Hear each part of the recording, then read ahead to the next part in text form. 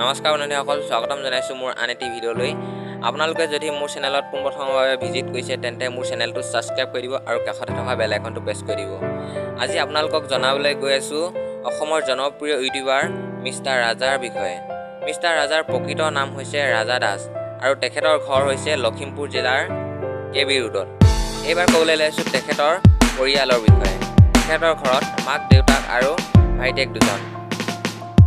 এজনৰ নাম ৰাতুল দাস আৰু আন এজনৰ নাম ঋষভ দাস। এবাৰ ক'বলৈ লাইছোঁ তেখেতৰ ইউটিউব জাৰ্ণিৰ বিষয়ে। তেখেতে সৰুৰে পৰা অভিনয়ৰ লগত জড়িত আছিল।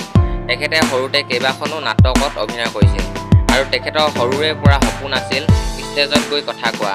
তেনেদৰে ইউটিউবত এটা দুটা ভিডিঅ' দি তেখেতে জনপ্ৰিয়তা লাভ কৰিছিল। আজিলৈ ভিডিঅ'টো ইমানেই। যদি ভাল পালে প্লিজ লাইক কৰাৰ লগতে চেনেলটো ছাবস্ক্ৰাইব কৰি দিব। ধন্যবাদ।